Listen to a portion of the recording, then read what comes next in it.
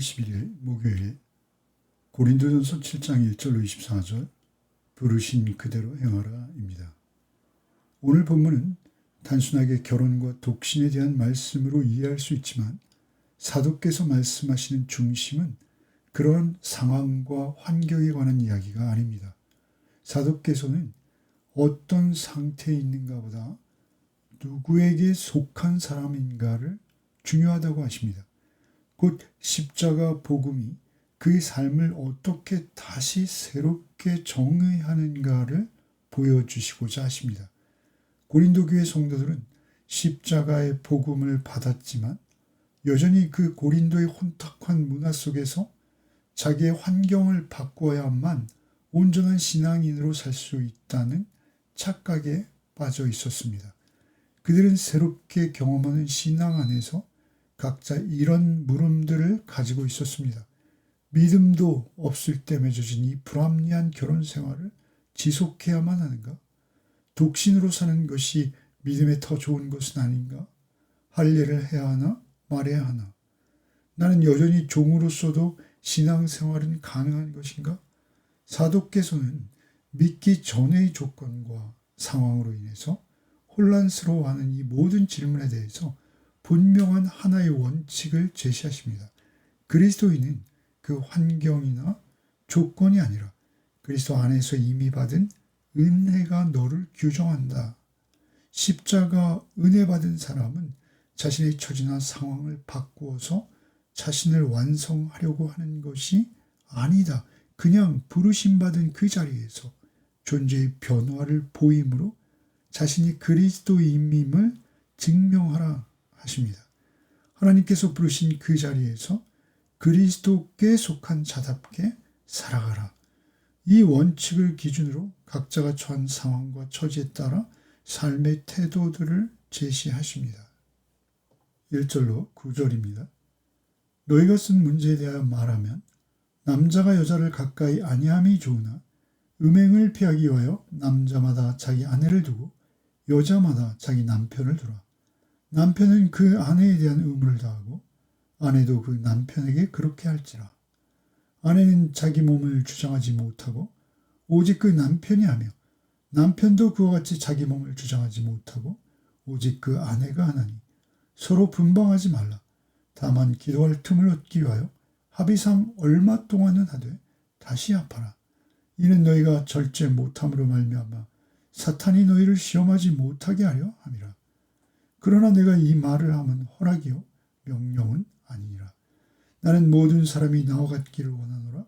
그러나 각각 하나님께 받은 자기의 은사가 있으니 이 사람은 이러하고 저 사람은 저러하니라. 내가 결혼하지 아니한 자들과 과부들에게 이르노니 나와 같이 그냥 지내는 것이 좋으니라. 만일 절제할 수 없거든 결혼하라. 정욕이 불같이 타는 것보다 결혼하는 것이 나으니라. 사도께서는 첫 번째로 결혼과 독신의 문제를 언급하십니다.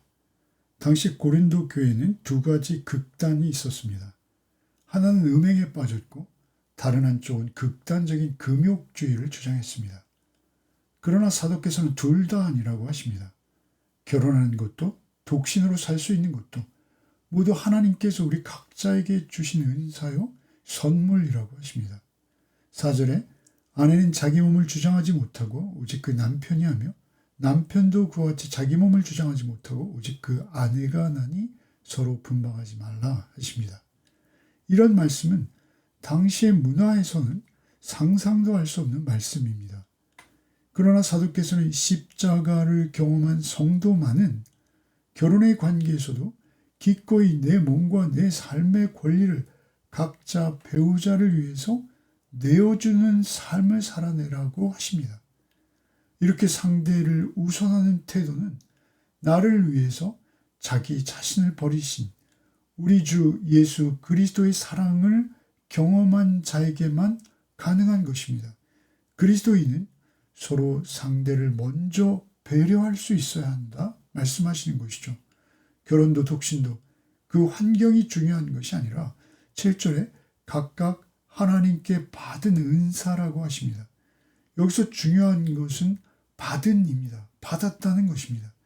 모든 것, 우리의 생명도, 환경도, 결혼도, 독신할 수 있는 능력도 모두 다 하나님께서 은사로 주신 것이라고 말씀하십니다.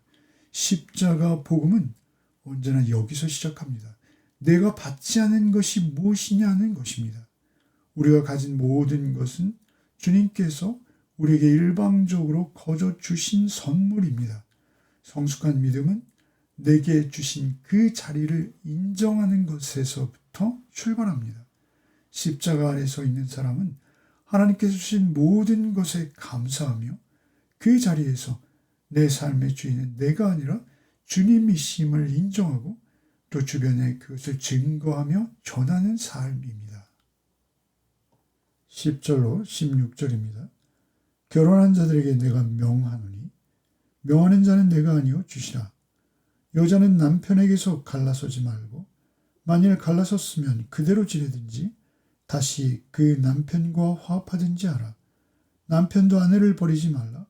그 나머지 사람들에게 내가 말하노니 이는 주의 명령이 아니라 만일 어떤 형제에게 믿지 아니하는 아내가 있어 남편과 함께 살기를 좋아하거든 그를 버리지 말며 어떤 여자에게 믿지 아니하는 남편이 있어 아내와 함께 살기를 좋아하거든 그 남편을 버리지 말라. 믿지 아니하는 남편이 아내로 말미암아 거룩하게 되고 믿지 아니하는 아내가 남편으로 말미암아 거룩하게 되나니 그렇지 아니하면 너희 자녀도 깨끗하지 못하니라. 그러나 이제 거룩하니라. 혹 믿지 아니하는 자가 갈리거든 갈리게 하라. 형제나 자매나 이런 일에 구애될 것이 없느니라. 그러나 하나님은 화평 중에서 너희를 부르셨느니라. 아내된 자여 내가 남편을 구원할는지 어찌할 수 있으며 남편된 자여 내가 아내를 구원할는지 어찌할 수 있으리요. 사도께서는 이혼에 대해서 말씀하시며 이것은 내 말이 아니라 주님의 명령이라고 하십니다. 주님께서는 사람을 그 자리에서 피하게 하시는 분이 아니십니다. 먼저 우리를 바꾸셔서 그 자리를 지켜내며 새롭게 하기를 원하시는 분이십니다. 십자가는 우리가 사랑받을 만한 자들이기 때문에 감당하신 것이 아닙니다. 오히려 자신을 배반하는 사람들을 위해서 십자가를 지신 것이 분명합니다. 복음은 사람을 떠나는 것이 아니라 견디며 품고 기다리는 것입니다. 그것이 십자가 사랑을 닮은 것입니다. 그리스도인의 성숙은 상대가 변하게 하는 것이 아니라 십자가 사랑 안에서 내가 점점 더 경험하고 누림으로 상대에게 영향을 미치는 것입니다. 15절에 혹 믿지 아니하는 자가 갈리거든 갈리게 하라 하십니다. 상대가 떠나겠다는데 억지로 믿지 않는 자를 붙들지 말라고 하시는 것이죠. 그러나 기억할 것은 하나님께서 우리를 화평케 하라고 부르셨다고 말씀하십니다. 가능하면 함께하라 말씀하시는 것입니다. 이어서 사도께서는 아내가 불신 남편을 혹은 남편이 불신 아내를 구원할지 어떻게 알겠느냐 말씀하십니다. 상황을 탓하기 전에 도리어 십자가의 은혜와 능력을 의지하며 불신 배우자에게도 예수 구원 복음을 삶으로 보여주라고 하신 것입니다. 복음의 통로로 그 자리를 지켜내라고 말씀하십니다. 17절로 24절입니다. 오직 주께서 각 사람에게 나눠주신 대로 하나님이 각 사람을 부르신 그대로 행하라. 내가 모든 교회에서 이와 같이 명하노라. 할례자로서 부르심을 받은 자가 있느냐? 무할례자가 되지 말며 무할례자로 부르심을 받은 자가 있느냐? 할례를 받지 말라. 할례 받는 것도 아무것도 아니요 할례 받지 아니하는 것도 아무것도 아니로되 오직 하나님의 계명을 지킬 따름이니라. 각 사람은 부르심을 받은 그 부르심 그대로 지내라. 내가 종으로 있을 때 부르심을 받았느냐? 염려하지 말라. 그러나 내가 자유롭게 될 수 있거든 그것을 이용하라. 주 안에서 부르심을 받은 자는 종이라도 주께 속한 자유인이요 또 그와 같이 자유인으로 있을 때 부르심을 받은 자는 그리스도의 종이니라. 너희는 값으로 사신 것이니 사람들의 종이 되지 말라.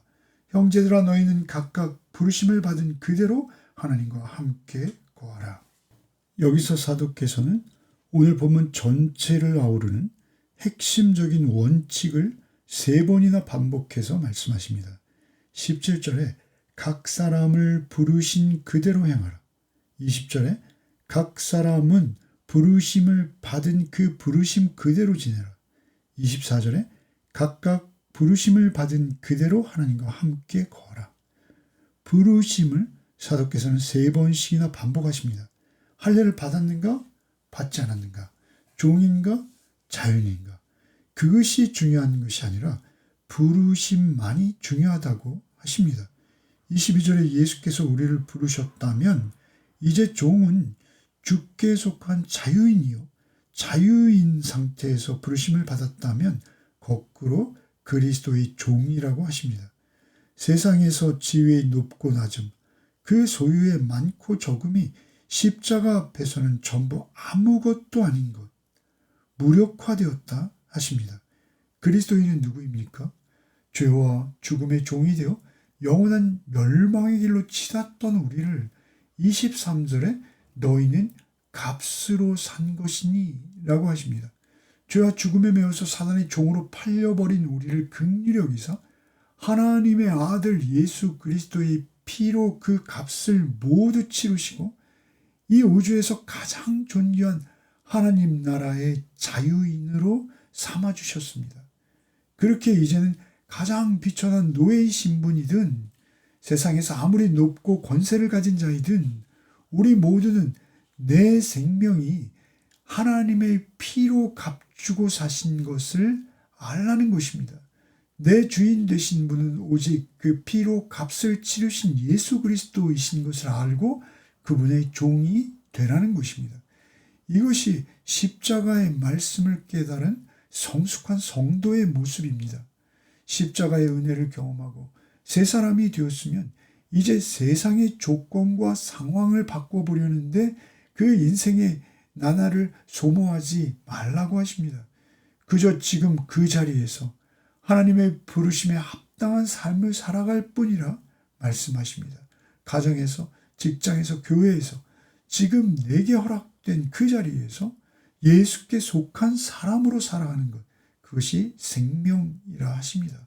오늘도 내가 어디에 있는가 보다는 내가 누구에게 속한 자인가를 잊지 않으시고 하루를 살아내는 복이 저와 여러분에게 있기를 바랍니다. 성도의 평안은 원하는 자리에 가는 것이 아니라 하나님께서 부르신 그 자리에서 이미 그리스도께 속한 자라는 것을 아는 것이라는 것을 잊지 않는 하루가 되시기를 바랍니다.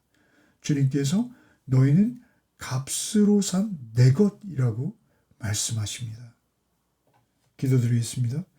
주님, 주님의 핏값으로 산 주의 백성들, 오늘 우리 삶의 자리를 복음 안에서 다시 보게 하심에 감사를 드립니다. 우리는 환경과 조건이 바뀌기만을 구하며 주께서 부르신 부르심의 자리임에도 불구하고 원망과 불평으로 채웠던 시간들이 얼마나 많았는지요. 주여, 회개하오니 우리를 용서하여 주시옵소서. 이제는 오직 나를 위해 십자가 고통 감당하신 그 주의 사랑 안에서 어떤 환경이건 내 삶의 주권을 주께 내어드리는 성숙한 신앙인의 모습이 되게 하여 주시옵소서. 비록 내 가정이 척박하고 어려울지라도 낙심하여 도망가는 자가 되지 않게 하여 주시옵소서. 내가 십자가 복음 안에 있음으로 인해서 내 곁에 가족과 다른 이들에게까지 주의 사랑과 거룩하심이 전해져가는, 흘러가는 일이 있게 하여 주시옵소서. 우리가 세상에서 낮아질지라도 이미 하늘의 자유인 되었음을 기억하게 하시고 세상의 조건에 목매는 자 되지 않도록 우리를 지켜 주시옵소서.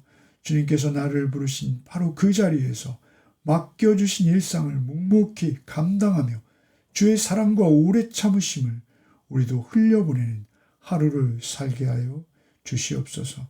부르심을 받은 그대로 하나님과 동행케 하시며 평안을 누리는 또 하루가 되게 하여 주시옵소서. 우리를 피로 값주고 사신 예수 그리스도 이름 받들어 기도드리옵나이다. 아멘.